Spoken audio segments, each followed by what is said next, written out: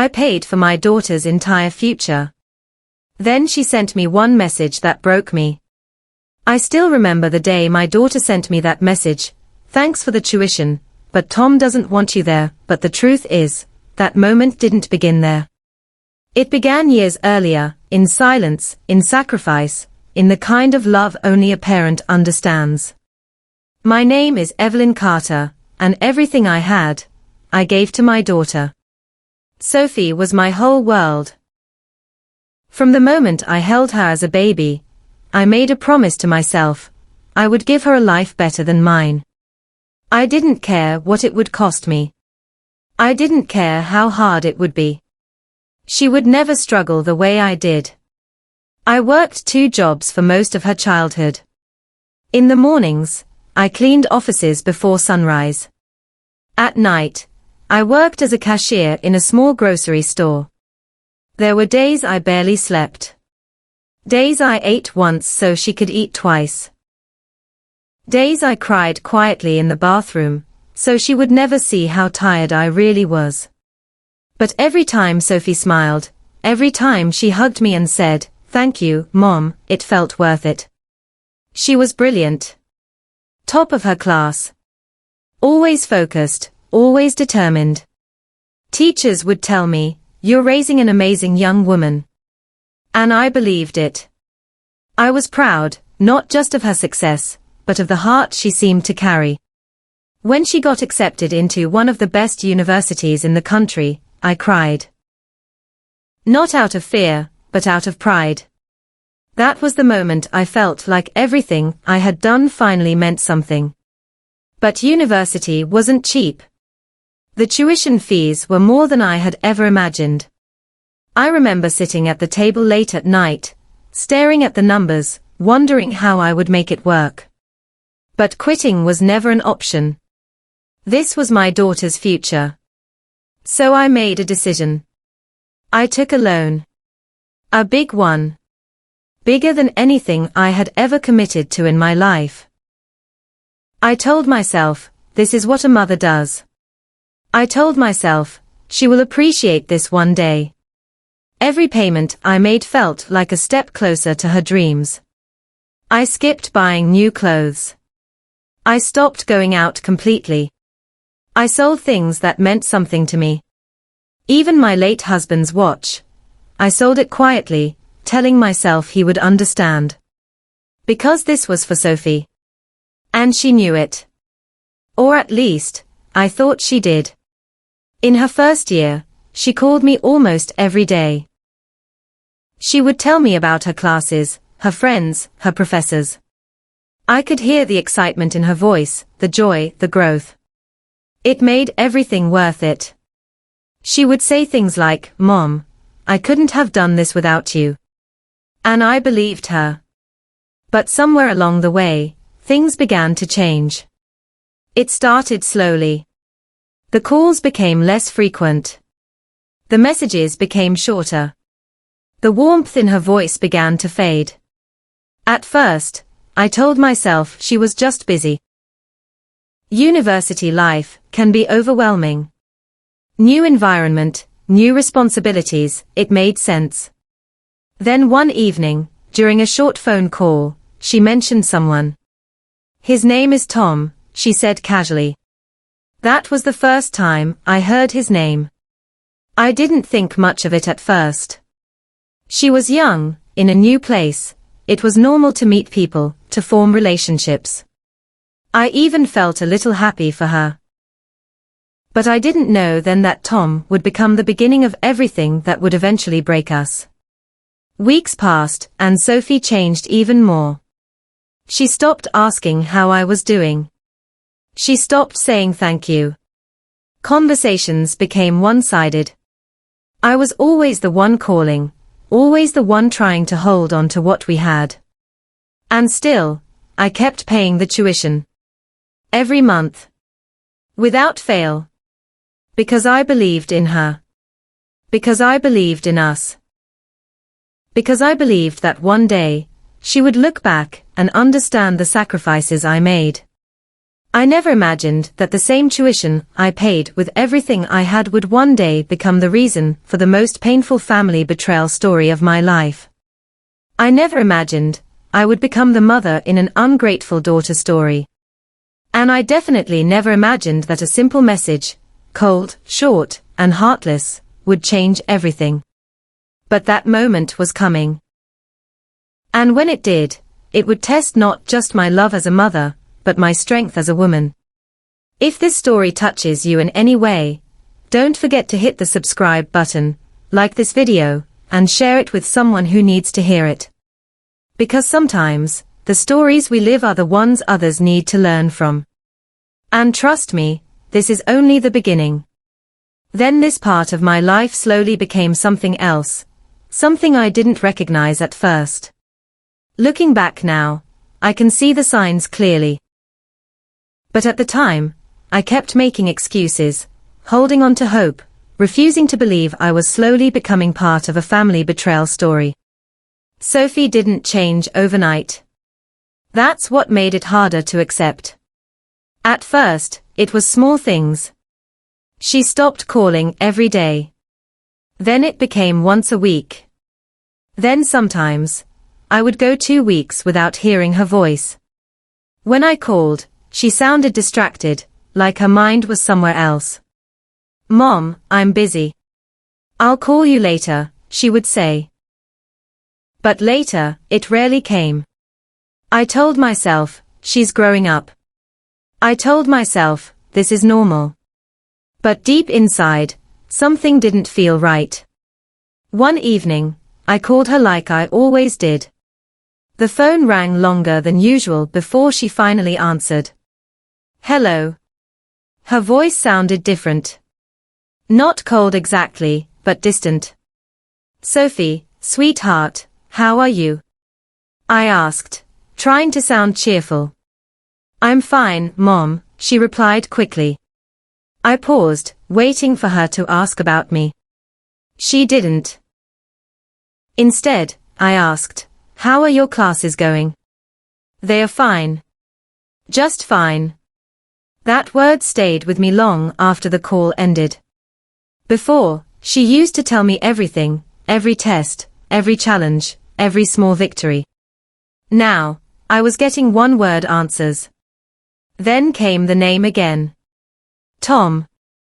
"He thinks I should focus more on my future," she said one day. At first, I agreed. "That's good," I told her. "It's important to stay focused." But something about the way she said it didn't sit right with me. It wasn't just advice, it sounded like influence. As weeks passed, I started to notice a pattern. Every time Sophie mentioned something that felt different, Tom's name was somewhere in the conversation. "Tom says I shouldn't stress too much about family expectations. Tom thinks I need to be more independent. Tom says I should stop relying on you so much."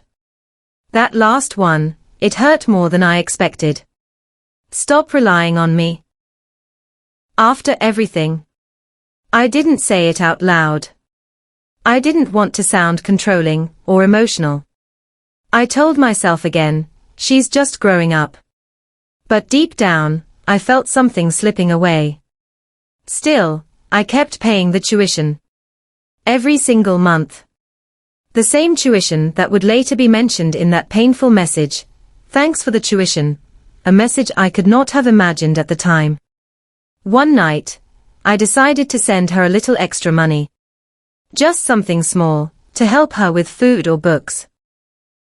I added a message, "For anything you need. I love you." She replied hours later. "Thanks." Just that. No "I love you." No warmth. Just a word. That was the moment I felt it clearly for the first time. I was no longer part of her world. And somehow, without realizing it, I was slowly becoming the background character in my own daughter's life. The more I tried to reach out, the more she pulled away. The more I gave, the less she seemed to value it. And the more I heard about Tom, the more I started to feel like I was losing her to someone I had never even met. I remember asking once, gently, "Sophie, when will I meet Tom?" There was a pause. "I don't know, Mom. He's private." Private. That word didn't comfort me. But again, I stayed quiet. I didn't want to push her further away. Because at that point, I was already scared. Scared that if I asked too many questions, I might lose her completely. So instead, I continued supporting her. Loving her. Trusting her. Even as the distance grew. Even as the conversations faded. Even as I began to feel like I was slowly stepping into a heartbreaking family story I didn't ask for. People often say love is about giving without expecting anything in return. And I believed that. I lived that. But what they don't tell you is how it feels when your giving starts to be taken for granted. When your sacrifices become invisible. When your presence becomes optional. That's when love begins to hurt. And I didn't know it yet, but I was getting closer to becoming part of an ungrateful daughter story, a story I would never have believed if I hadn't lived it myself. The truth is, I ignored too many signs. I ignored the silence. I ignored the distance. I ignored the way her voice changed when she spoke to me. Because I held on to one belief. She's my daughter. She would never hurt me. But life has a way of testing the things we are most certain about. And soon, I would receive a message, a simple, cold message, that would turn everything I believed upside down. A message that would not only break my heart, but force me to see the truth I had been avoiding. And when that moment came, I would realize something painful but necessary. Sometimes, the people you sacrifice the most for are the ones who teach you the hardest lessons. There are moments in life that divide everything into two parts, before and after. For me, that moment came on a quiet evening, with a single message on my phone. A message so short, yet so powerful, it turned my entire world upside down. I had just returned from work, tired as usual, but still holding on to the same routine. I placed my bag down, sat on the edge of my bed, and reached for my phone. It had become a habit, checking to see if Sophie had called or sent a message. Most days, there was nothing. But that day, there was a message from her. For a brief second, my heart lifted. I smiled without even realizing it. Finally, I whispered to myself. Maybe she misses me. I opened the message quickly, expecting something warm. Something familiar. Something that would remind me of the daughter I raised. Instead, I read the words that would stay with me forever. Thanks for the tuition, but Tom doesn't want you there. I froze. At first, I didn't understand it. I read it again. And again. Each time, the words felt heavier, sharper, more real. Thanks for the tuition. That part alone carried so much weight. The years of struggle. The sleepless nights. The sacrifices I made without complaint. Everything I had done was to give her a future. Reduced to a simple thanks. And then came the part that broke me completely. But Tom doesn't want you there. Not, I don't want you there. Tom. A man I had never met. A man who had somehow found a place in my daughter's life strong enough to push me out of it. I didn't cry immediately. I just sat there, staring at the screen, trying to process what I had just read. My hands felt cold. My chest felt tight. Was this really happening? Was this the same child I raised? The same girl who once held my hand and said, "Mom, I'll always need you." In that moment, I realized something painful. I was no longer just a mother in her life. I had become someone she could exclude. And just like that, I had become part of a shocking message story I never saw coming. I tried to type a reply. My fingers hovered over the keyboard, but nothing felt right. What do you say to something like that? Do you ask why? Do you beg? Do you remind her of everything you've done? I erased every word I tried to write. Because deep down, I knew none of it would change anything. That message wasn't written in confusion. It was written with clarity. With a decision. With finality. I placed the phone down slowly and leaned back, staring at the ceiling. And then, the memories started coming. Every sacrifice. Every moment I chose her over myself. Every bill I paid, every dream I postponed, every piece of my life I gave up so she could have hers. And now, all of it had led me here. To a message that turned my life into a heartbreaking family story. I finally broke. The tears came all at once. Silent at first, then uncontrollable. Not just tears of sadness, but of disbelief. How did we get here? How did I become the mother in an ungrateful daughter story? I wasn't angry. Not at first. I was hurt. Deeply hurt. Because this wasn't just rejection, it was replacement. Tom didn't want me there. And somehow, that was enough for her to accept it. That realization changed something inside me. For the first time, I stopped asking, what did I do wrong? And I started asking, why am I accepting this? That question stayed with me. Because the truth was, I had spent years giving without limits. Loving without conditions. Sacrificing without boundaries. And now, I was facing the cost of that. The message wasn't just painful, it was revealing. It showed me where I stood. It showed me how I was seen. And most importantly, it showed me what I needed to do next. I picked up my phone again, and read the message one last time. Thanks for the tuition, but Tom doesn't want you there. That was the moment everything became clear. This was no longer just about love. This was about respect. And somewhere along the way, I had lost mine. I didn't reply that night. I didn't call. I didn't beg. Instead, I made a decision. A quiet one. A strong one. If I had unknowingly stepped into a family betrayal story, then I would not have remained the broken character in it. I would change my role. I would change the ending. Because one thing became certain in that moment. The same tuition I sacrificed everything for had been acknowledged, but not appreciated. And that meant something had to change. Not in her. But in me. That message didn't just break my heart. It opened my eyes.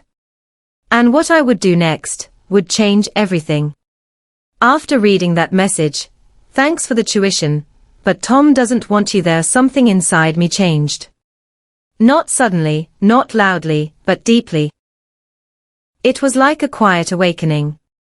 The pain was still there, but it was no longer controlling me. For the first time in a long while, I wasn't just reacting, I was thinking. I didn't call Sophie the next day. I didn't send another message. I didn't ask for explanations. That version of me, the one who kept reaching, begging, hoping, was slowly fading. In her place, something stronger was beginning to grow. Clarity. I went to work as usual, but everything felt different. The same routine, the same environment, but my mind was no longer clouded by confusion. Instead, I kept replaying her words in my head, not with pain this time, but with understanding. Thanks for the tuition. That part wasn't love. It was an acknowledgement. But Tom doesn't want you there. That part wasn't confusion. It was a decision. And if she could make that decision so easily, then I needed to make mine too. That was the moment I realized. I had been living in a one-sided relationship. I was giving everything, and she was slowly taking distance. I was holding on, while she was letting go. And I had allowed it. Not anymore. That evening, I sat down with all my financial documents. Every record, every payment, every agreement I had made to support Sophie's education. For years, I had treated it as love, pure and unconditional. But now, I needed to see it for what it also was: responsibility, commitment, and structure. And structure can be changed. As I went through the documents, something stood out. The tuition payments were tied to conditions, progress, communication, and continued enrollment. Conditions I had never enforced, because I never wanted my love to feel like a transaction. But now, I understand something important. Love without boundaries becomes weakness in the eyes of those who no longer value it. And I refused to remain weak in a family betrayal story that was already taking too much from me. The next morning, I made a call. Not to Sophie, but to Mr. David Harper. He had helped me structure the loan and payment plan years ago. A calm, wise man who always spoke with clarity. When I explained the situation, he listened quietly, without interruption. When I finished, there was a brief silence. Then he said something that stayed with me. "Mrs. Carter, you have done more than enough. The question now is not what you owe your daughter, but what you owe yourself." That sentence hit me harder than anything else. What did I owe myself? For years, I had never asked that question. It was always about Sophie. Her needs. Her future. Her happiness. But now, I was finally beginning to see that I mattered too. Mr. Harper explained my options clearly. I had the legal right to review, adjust, or even pause the financial support under certain conditions.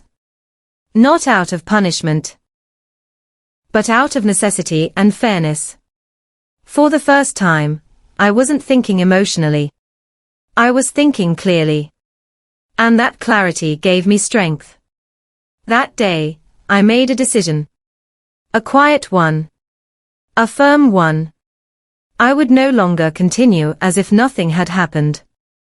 I would no longer fund a life where I was not respected, not welcomed, and not valued. The same tuition that became part of that painful message, "Thanks for the tuition," would no longer flow without accountability. This wasn't revenge. This was a balance. This was me stepping out of a heartbreaking family story and choosing a different path. Later that evening, Sophie finally called. I stared at the phone as it rang. For a moment, I thought about ignoring it. But instead, I answered. "Hello, Mom," she said. Her voice sounded normal. Calm. As if nothing had happened. That alone told me everything I needed to know. "Hello, Sophie," I replied, steady and composed. There was a pause.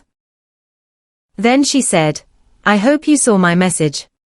"I did," I answered. Another pause.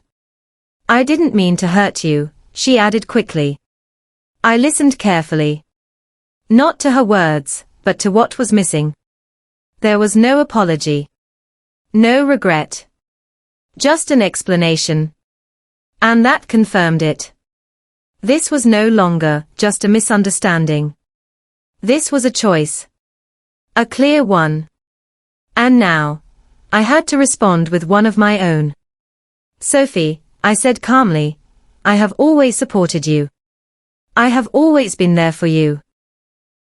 But things have changed." She didn't respond immediately. So I continued. "I will not continue in a situation where I am not respected. I will not be excluded from your life while still carrying your responsibilities." Silence. Then she said softly, "Mom, what are you saying?" I took a deep breath. I'm saying it's time for things to be different. That was it. No shouting. No anger. Just truth. Because I had finally understood something powerful. I was not just a mother in an ungrateful daughter story. I was also a woman with dignity. A woman with limits. A woman who had the right to say enough. And in that moment, I felt something I hadn't felt in a long time. Peace. Not because the situation was fixed. But because I had taken my power back. And that was the beginning of everything changing. There is something life teaches you when you finally stop chasing people who are walking away from you. You begin to see things clearly. Not through pain, not through emotion, but through truth. After that conversation with Sophie, I didn't call again. I didn't check my phone every hour. I didn't wait for her messages like I used to. For the first time in years, I chose silence, not out of anger, but out of peace. And slowly, my life began to change. At first, it felt strange. My days were quieter. My routine was the same, but my thoughts were different. I wasn't constantly worrying about her anymore. I wasn't asking myself what I did wrong. I wasn't trying to fix something that I didn't break. I had finally stepped out of that heartbreaking family story and into a new chapter of my own life. But life has a way of bringing truth to the surface. About 3 weeks later, I received a call. It was Sophie. I stared at the phone for a moment before answering. Not because I was afraid, but because I was no longer desperate. "Hello, Mom," her voice came through, softer than before. I didn't say anything immediately. I simply listened. Then I heard it. She was crying. That alone told me something had changed. "Mom. I made a mistake," she said. Those words were different from anything she had said before. There was no pride in her voice this time. No distance. No influence. Just regret. "What happened?" I asked calmly. There was a pause, followed by a shaky breath. "Tom, he's not who I thought he was." I closed my eyes for a moment, not out of surprise, but out of confirmation. The truth always reveals itself. She continued, "He started asking about money, about the tuition, about what you do, what you have. Then things changed. He became controlling. He told me what to do, who to talk to, even how to treat you. And just like that, everything made sense. The distance. The coldness.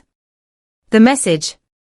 Thanks for the tuition, but Tom doesn't want you there."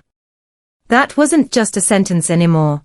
It was evidence of influence, of manipulation, of how someone outside our bond had quietly stepped in and broken it.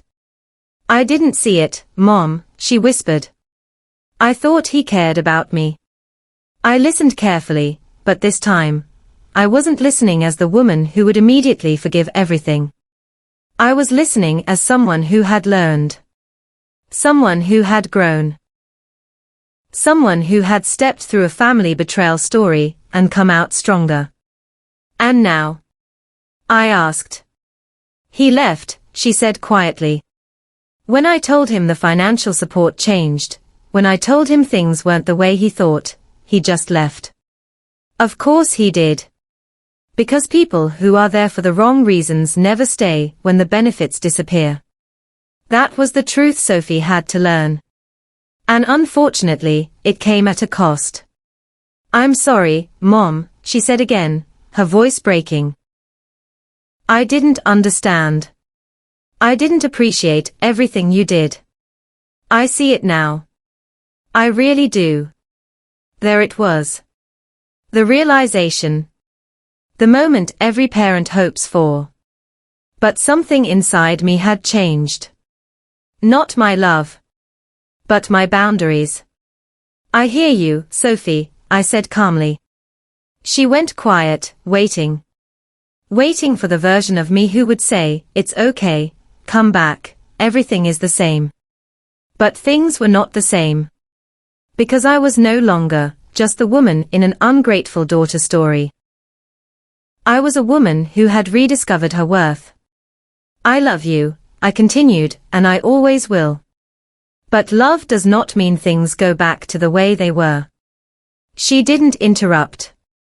She just listened. Respect matters. Boundaries matter. And what happened? It changed something. "I understand," she whispered. And for the first time, I believed her. Because growth is not in the apology, it's in the understanding. "I'm willing to rebuild," I said, but slowly. Honestly. With respect. "Yes, Mom," she replied, her voice filled with humility. And in that moment, I realized something powerful. This was no longer just a story about pain. It was a story about transformation. Not just hers. But mine. Because while she was learning what she lost, I had already found something greater. Myself.